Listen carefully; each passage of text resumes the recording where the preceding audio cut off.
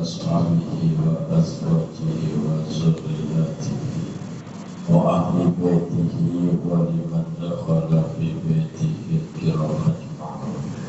ثم خصوصا إلى شيخنا المخرم كسبحان بن حج المختار وكهدي علم بن حج محمد زين بن أحمد شركة بن حج عبد الله بن عبد الرحمن بن حج عبد الله وكي سفيان بن حج أشرف بن أحمد وقال بن حج عبد الرحمن وكي أسلامي محمد بن يسوع بن حج محمد وشيخ مرد بن حج السادري وشيخ أحمد بن حج محمد بن شامي بن حج وجميع المشايخنا في الدين ثم خصوصا إلى محمد مسؤول بحب الله وبأبي ألياس بن حبيب منصور ثم إلى جميع آبائنا وأمهاتنا وأجدادنا وجداتنا وأعوامنا وعماتنا وأخواننا وخالتنا وجميع المسلمين ثم المحسنين والمقيم في هذه المصلى ثم صاحب هذا الكتاب المبارك الشيخ محمد بن وآله رحمه الله تعالى ونشهدنا لهم الفاتحة. أعوذ بالله من الشيطان الرجيم. بسم الله الرحمن الرحيم. الحمد لله رب العالمين الرحمن الرحيم مالك يوم الدين إياك نعبد وإياك نستعين اهدنا الصراط المستقيم صراط الذين أنعمت عليهم غير المغضوب عليهم ولا الضالين آمين. السلام عليكم ورحمة الله وبركاته. وعليكم السلام ورحمة الله وبركاته. بسم الله والحمد لله والصلاة والسلام على رسول الله لا نبي بعده. حضرة المكرمين من سيدنا para asatidz, para pengurus mushola al-amin, mobil khusus guru kita Ustaz Ahmad Namu, guru kita Ustaz serta para jemaah sekalian, mudah-mudahan semua yang hadir pada malam hari ini Allah catat sebagai amal baik untuk kita. Amin. Mari sama-sama kita lanjutkan ta'lim kita, yakni pembahasan kitab Nasaihul Ibad, maqalah yang ke-24.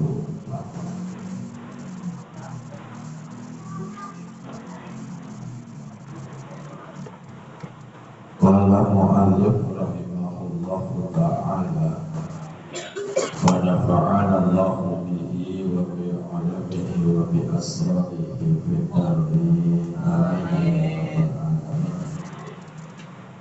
Wal maqalatur rabi'atu wal 'ishruna. Bermula maqalah yang ke-24.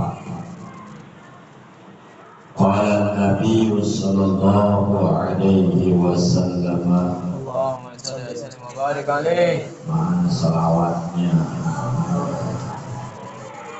Qala Nabi sallallahu alaihi wasallam, Allahumma shalli wa barik alaihi.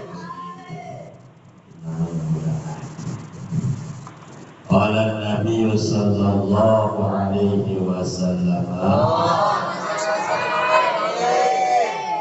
aslu jami'il khataya hubbud dunya. Bersabda Nabi Muhammad sallallahu alaihi wasallam,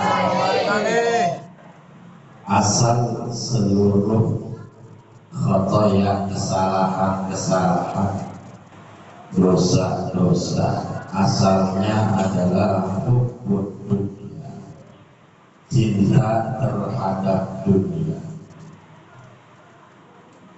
Apa dunia itu?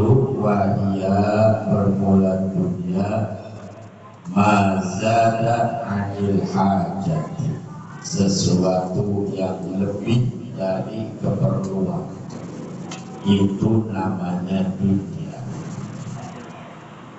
Jadi kalau dikatakan hubud dunia itu adalah demen terhadap sesuatu yang berlebihan dari keperluannya. Kalau masih keperluan dia sekalipun mewah itu nggak apa-apa, bukan dunia. Bapak punya motor, Bapak beli mobil, punya kontrakan, itu bukan dunia. Punya motor niatin buat kerja naik motor itu bukan dunia, itu akhirat. Karena naik motor kita itu kita buat kerja, nyari nafkah anak istri, itu ibadah. Punya mobil, emang mobil niatnya buat kerja. Ada yang punya mobil niatnya buat nyenengin keluarga. Ada yang punya mobil memang pengen selalu pulang kampung. Ada yang punya mobil biar bisa dipakai saudara, biar bisa dipakai tetangga. Itu bukan dunia, itu akhirat sekalipun kemasannya dunia. Hati-hati, jangan salah pengertian. Oh, nggak boleh hubud dunia, berarti nggak boleh punya mobil, nggak boleh punya motor, rumah yang jelek-jelek aja, baju yang gembel-gembel aja lah. Hubud dunia itu kita untuk menjauhi dunia itu bukan itu. Dunia itu adalah sesuatu yang lebih dari hajat kita. Kalau orang memang butuhnya apa kendaraan, dia butuh 2, butuh 3, butuh 4, silakan, nggak ada salah. Asal benar aja nih ya.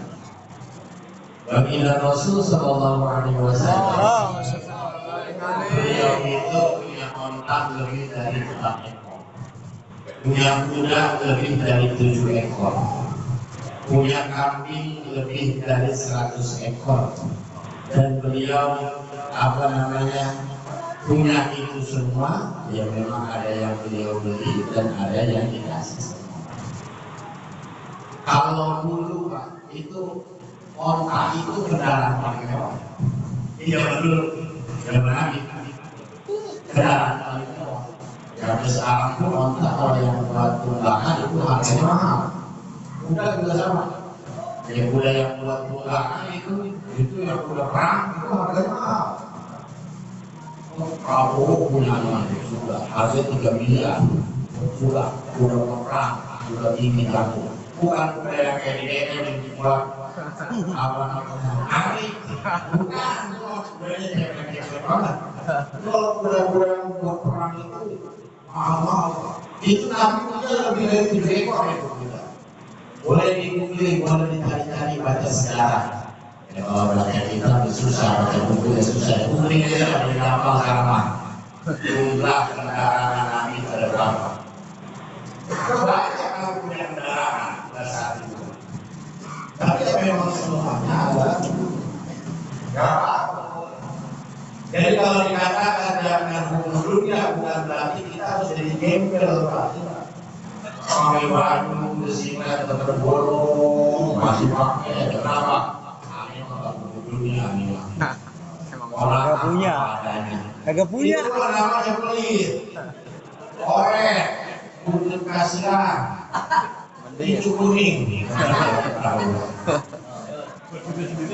Iya kan ada orang begitu, duitnya banyak banget. Sarung udah 3 kali lebaran, kagak ganti-ganti. Itu juga sarungnya boleh keluar impor. Itu juga boleh datang haul. Dibagi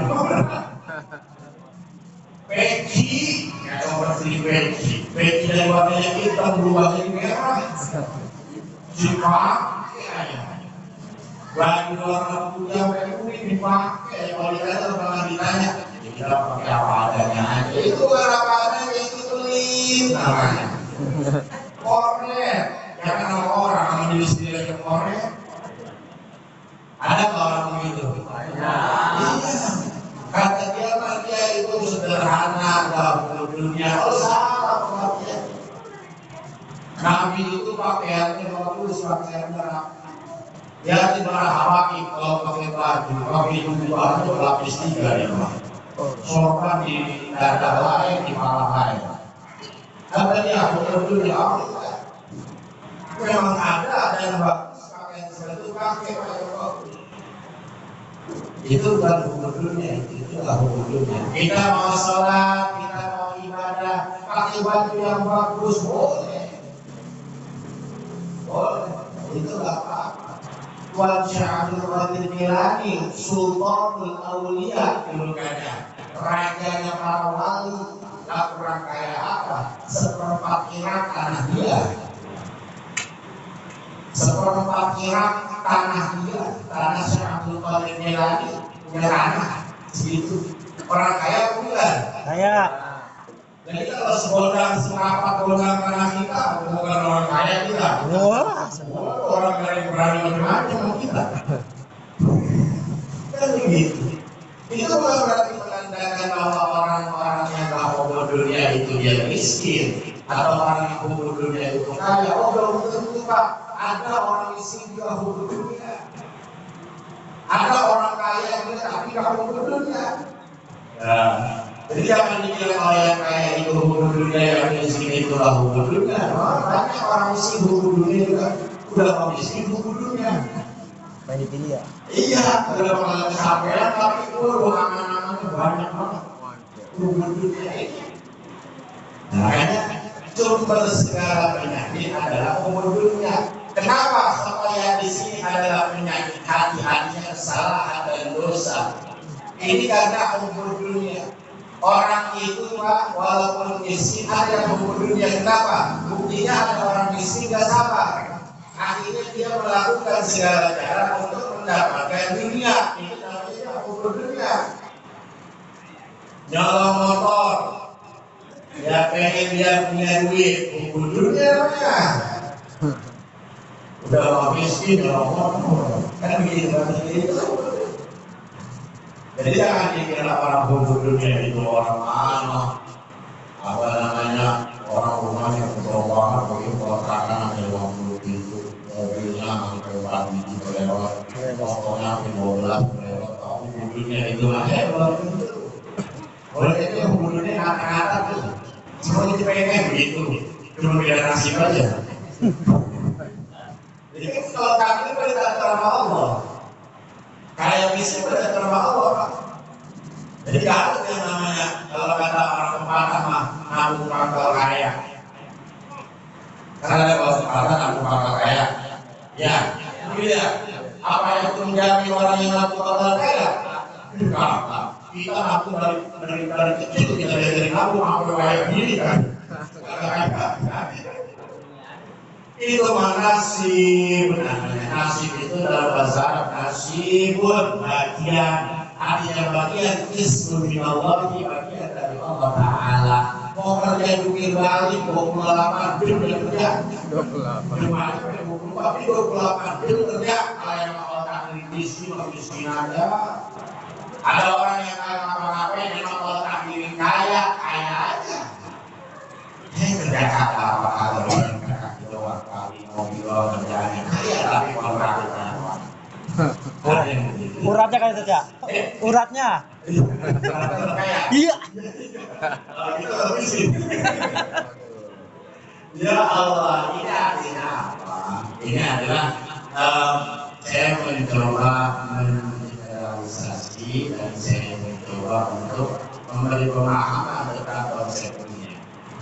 Nah, sekarang ada orang mengatakan begitu katanya, ya Pak Ustadz dari doang dengan guru-gurunya, Ustadznya naik Pajero. Memang apa?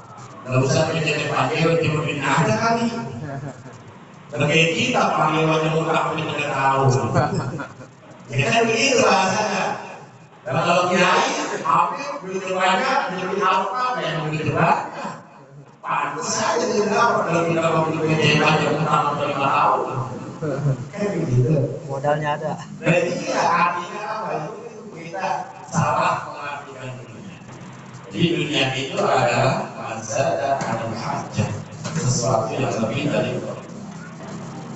Maka apa yang kita punya di rumah, duit jangan pada Kalau ini aja di datangin Pak Wali, ya kamu datangin udah 2 miliar, apa ya? Ibu-ibu sini masih lihat, masya Allah, rekeningnya lakinya semua rekeningnya juga megang semua, dari sini 5 miliar, dari sini 7 miliar. Orang-orang aja bu, yang disimpan jangan, orang aja lah. Tapi yang bagus apa? Kecil jelek, baju jelek beli. Nah, ya, itu namanya dunia, itu namanya akhirat. Kita yang beribadah. Ada Allah kalau tidak bagus, bagus apa? Bagus apa? Ya kita beribadah sama Allah, bagi kita cakap pakai kita cakap bagus apa? Bagus. Kalau kondangan rapi banget, kalau makan sholat, repot banget, repot. Sebenarnya, sahur kalau rapi-rapi, sahur ketika kali lebaran kalau enggak baju itu, ada tetangganya apa? Baju itu aja kayaknya. Kalau baju yang bagus pakai kalau lebaran doang. Lagi sholat pakai. Itu namanya pembunuhnya. Nah, sumber dari segala dosa itu, Pak, itu adalah pembunuhnya. Orang pada nyolong, orang pada main judi, itu pembunuhnya dasarnya. Pengen cepat kaya, pengen instan. Akhirnya menghalalkan segala cara. Orang korupsi itu pembunuhnya. Makanya melakukan kesalahan, dosa-dosa. Tidak makanya sumbernya itu. Oh ini kalau pembunuhnya tidak hanya menyerang orang kaya, orang miskin juga banyak yang membunuh.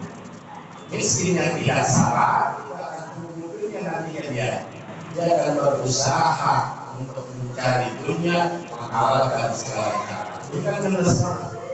Sudah miskin, ya caranya dah halal.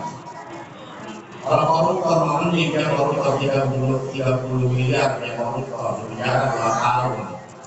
Nah, enak orang dari penjara kita masih banyak. Iya, dia di rumah ini ada orang miskin, udah orang miskin tolong. Kaya kata kalau ketahuan nyawa itu begitu. Itu apa sebenarnya dunia nggak sabar, nggak terima dengan kismatnya Allah. Wa aslu jami'al fitani man'ul usyri wa zakati. Dan asal seluruh fitnah yaitu tidak mau mengeluarkan 10 dan tidak mau mengeluarkan zakat. 10 maksudnya zakat juga. Asal semua fitnah itu apa? Fitnah itu menuduh orang-orang berbuat itu fitnah. Maksud fitnah adalah kecelakaan, kesialan, kemudorotan yang terjadi di dalam diri kita, itu namanya fitnah. Sumbernya adalah man'ul usyri wa zakati, tidak ada sedekah. Itu sumber kesialan. Banyak orang bilang, ya walaupun kalau secara adat mah ya kalau ada si kaum kita itu jadi orang ada orang kalau pengen hilangnya atau itu berasa sedekah. Jangan begitu, itu orang betulnya. Kenapa? Karena berdasarkan hadis ini begitu. Karena asal jami'al fitan man'ul usyri wa zakat. Orang nggak mau ngeluarin 10, orang nggak mau ngeluarin zakat, artinya dia nggak mau mengeluarkan hartanya, maka itu adalah sebuah fitnah, sebuah kesialan yang ada di dalam diri kita. Wahada min adfil ami al-khasi lafaz al-usyri wa zakati am atas khas. Zakat itu am, al-usyri itu khas. Di anna al-usyra karena bosnya 10 khasul bizururi wa thimari, khusus untuk tanaman dan buah, wa zakati wa zakata syamilatun lizalika. Dan zakat itu meliputi bagi itu semua. Wali zakat tidak lebih ami wali zakat ibadah. Di lafaz masyhur zakat itu adalah am atas khas. Musyrik 10, zakat ya zakat ya semua sama itu. 10 zakat ya juga. 10 ya zakat buat tanaman dan buah. Kalau zakat ya semua zakat. Nah itu nasihatnya juga ya. Asal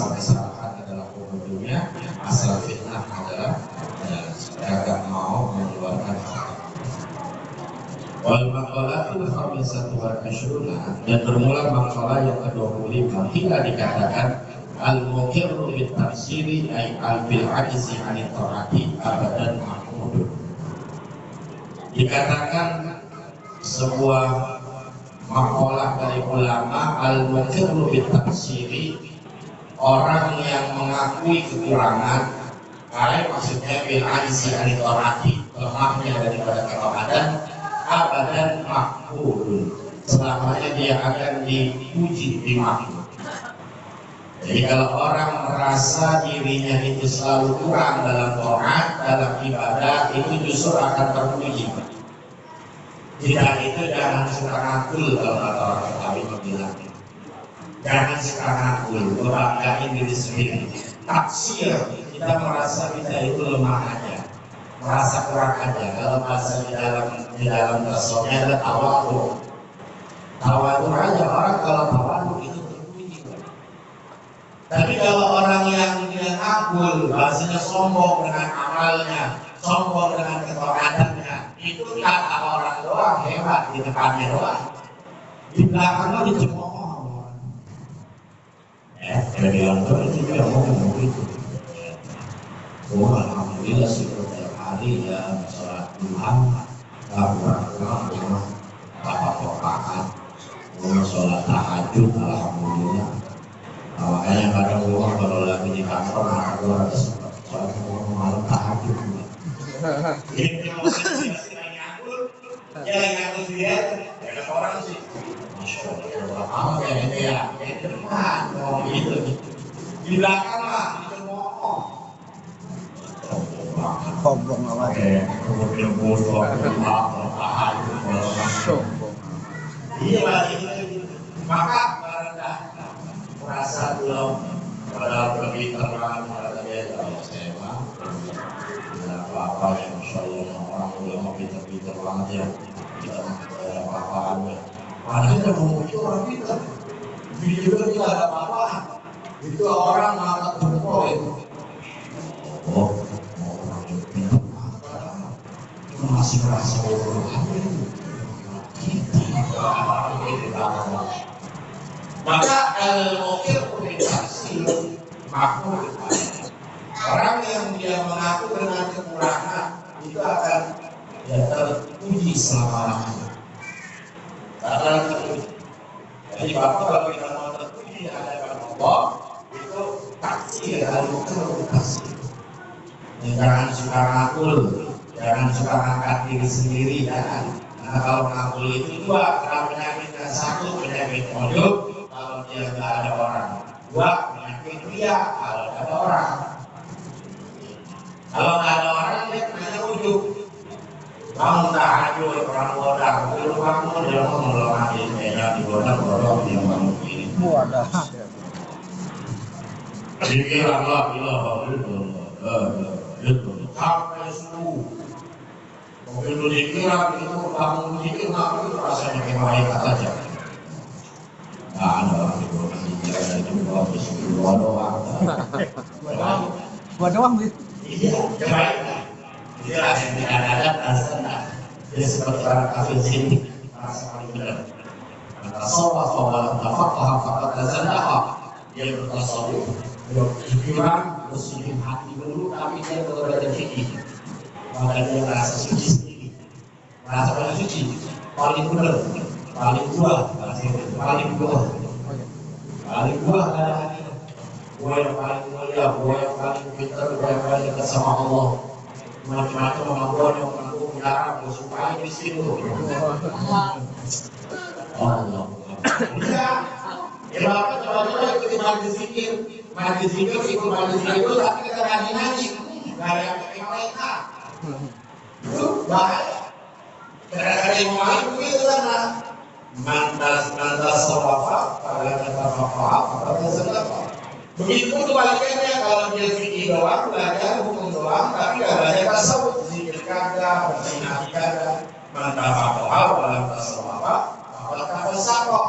Kalau dia belajar doang, fikih mah dia belajar, tapi dia gak belajar tasawuf, gak belajar bagaimana hadap kepada Allah, membersihkan hati kepada Allah, jaga akhlak sama Allah, gak belajar itu, maka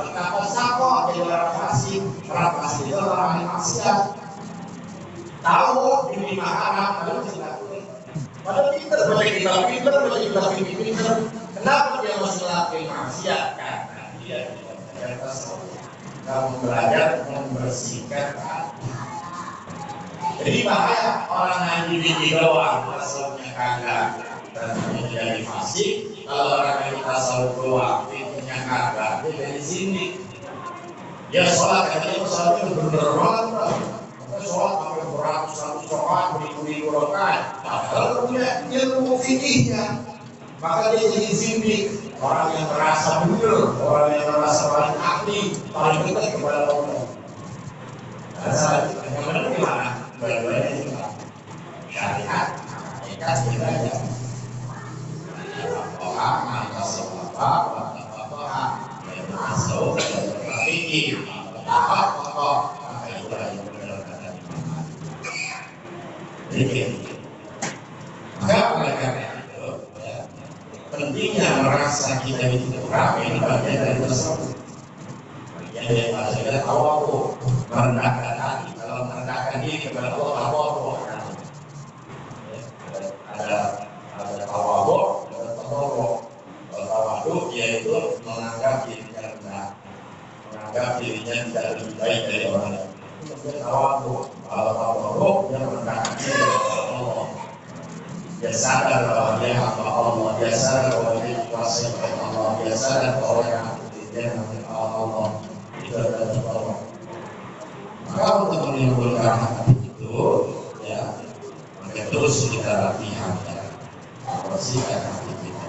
Jika tadi kita jawab itu tidak dikuasai. Itu salah satunya adalah faedahnya adalah yaitu mujahadatul nafs.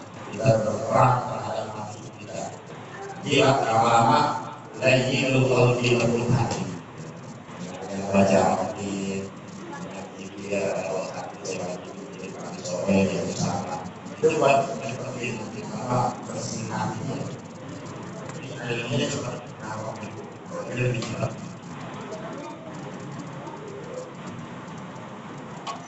Wal iqraru bil tafsiri alamatul qabuli, dan berikrar dengan kekurangan itu tanda diterima.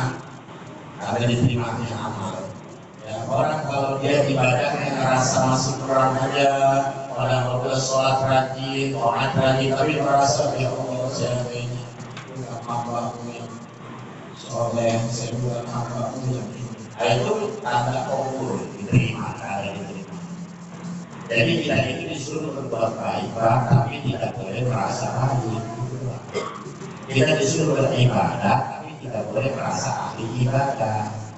Kita disuruh bersedekah, tapi tidak boleh merasa ahli sedekah. Sifat merasa inilah yang memiliki bahaya di dalam diri kita. Sekalipun kita sudah beribadah, betul-betul beribadah kepada Allah, jangan pernah merasa sebagai ahli ibadah. Sekalipun kita memang kita itu selalu berbuat baik, kita berusaha diri kita sering berbuat baik sama orang, jangan pernah merasa menjadi orang yang baik. Sehingga kalau kita merasa jadi orang yang baik, itu ujungnya kena perangkap setan, mentok dada akhirnya. Maka kita berbuat itu jangan sampai kita yang nilai diri kita, tapi biar orang yang mengenal kita. Kalau ketika kita buat baik, terus kita merasa diri kita baik, akhirnya kita ketok dada, gua nih orang baik, itu udah kejebak sama setan. Alhamdulillah. Kami ya tidak. Kayak Tuan Syahul Qadir dia lagi wiridan ceritanya dari mana gitu. Ya, lagi wiridan, lalu kemudian ada cahaya memang. Cahaya itu adalah iblis yang menyamar. Dia kata iblis apa katanya? Wahai Abdul Qadir, engkau sudah aku ampuni dosanya. Jadi dia nyamar seolah-olah menjadi suara Allah gitu rasanya. Tapi dikira Tuhan saya ada cahaya ngomong kayak gitu. Kamu sudah terbebas daripada dosa-dosamu dan kamu sudah terbebas dari takwid. Takwid itu artinya gak usah sholat lagi, gak usah ibadah lagi. Apa yang dilakukan Tuhan saya? Karena Tuhan saya nanti beliau mengorak alim, beliau ambil batu, beliau timpa, terus dia lain. Keluar kamu wahai orang yang terlaknat, iblis. mau ngodain saya, wah saya yang ngoda. Coba kayak kita lagi di musola ini ya, ada cahaya ngomong. Kamu adalah Nabi Allah. Waduh, mau sadek. Iya, aku Muhammad Rasulullah. Saya semalam dengan Jibril. Dapat wahyu. Wahyu di Bogor. Dakwaan saya begitu. Dakwaan saya sudah diarahkan keluar pelanggan. Itu godaan iblis pertama. Dia menggoda Tuhan saya dengan cara ngagulin Tuhan saya sebagai orang yang sudah berbeda. Gak sampai di situ dia langsung apa iblis mengaku, wahai Abdul Qadir, iya saya adalah iblis. Kamu memang orang kamu memang orang yang dekat dengan Allah. Itu iblis menjadi Tuhan saya. Kalau memang orang yang hebat, kamu tidak tergoda dengan saya. Apa yang dilakukan Tuhan saya? Beliau ambil batu lagi, dipahangi, keluar. Kenapa? Tuhan saya tahu itu tadi dia ngomong begitu, dia nyerang hati. Kalau kita gitu ya, memang hamba Allah waliullah, gua. Siapa lagi?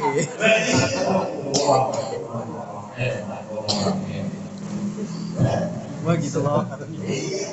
Ketipu. Banyak ketipu itu. Jangan lama itu sama setan dulu.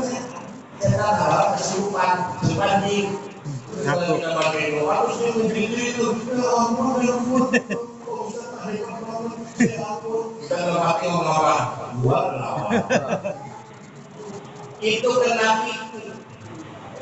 Coba ada Ustaz yang nanyain gitu, dia ngomong gitu, Ustaz yang hebat banget, Ustaz maaf, kita sini. Itu kalau Ustaz yang seminggi, dia bilang, lu gua, lu berani-berani lo ngomong. Itu Ustaz yang berani-berani. Jebakan Batman. Jadi lupa kalau dia, kalau ini dinasihnya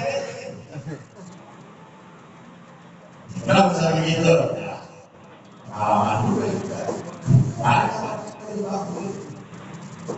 Kita ada orang-orang yang kesulitan, terus kita bilang, dia puji-puji Ustaznya, Ustaz kira dulu teman. Nah, begini. Percaya. Dan percaya. Itulah kebakaran. Maka setan itu akan terus membisiki kita agar tidak ada taksil sedikit pun di dalam diri kita. Tidak ada kekurangan sedikit pun dalam diri kita. Diakui itu sudah diakui. Kita diakui sampai akhirnya kita menetapkan. Kita sedekah mulu, kita tidak betul, kita sedekah. Memang kita diperintahkan untuk sedekah. Sedekah banyak. Masuk godaan setan. Alladzi yuwaswisu fi suduri nas minal jinnati wan nas. Kadang bentuknya jin, kadang bentuknya manusia. Ada yang jin, memang datangnya langsung ke hati, merasa ujuk akhirnya kayak tadi itu.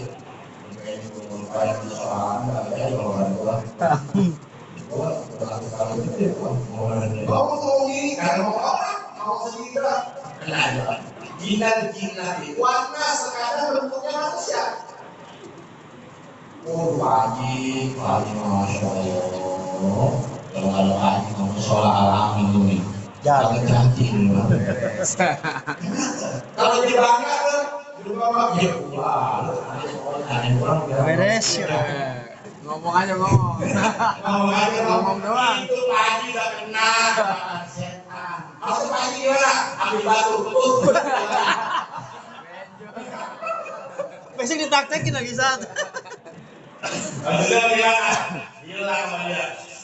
Nah, ada masih dari Allah, bukan gitu. Merasa taksir, ada apa? Ada seorang kawan di Cipali, dia mengasih pada kita uang, harus begitu. Biar dia kena serangan setan. Ketika dia kena serangan setan yang bentuknya manusia mengaku-ngaku kan ya. Orang yang begitu mah, biar kita keluar terus. Akhirnya ke haji, kalau nggak ada haji mah, soalnya lagi haji kali, haji lagi berlawan kali ini. Si haji kalau saya pengen hati, dia akan bangga diri. Tapi kalau dia hati, dia istighfar enggak, bukan karena saya. Titipan orang yang saya kasih titipan yang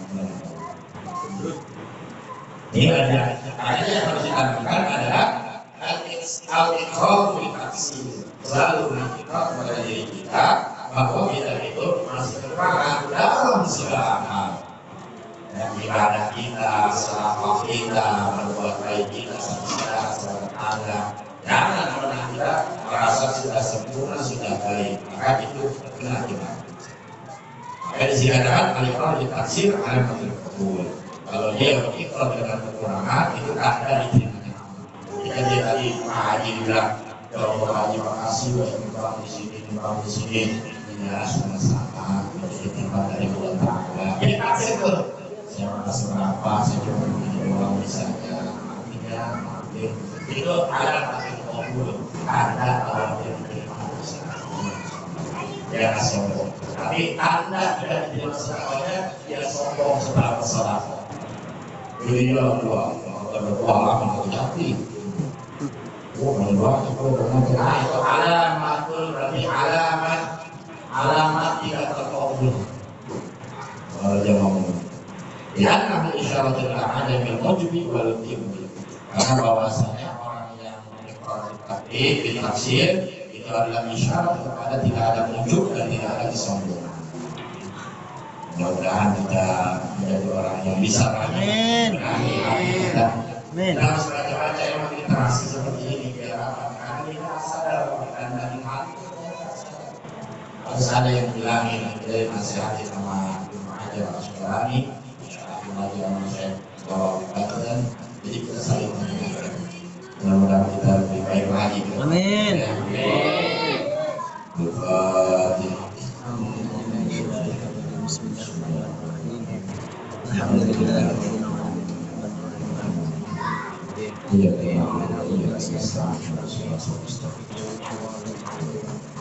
Doanya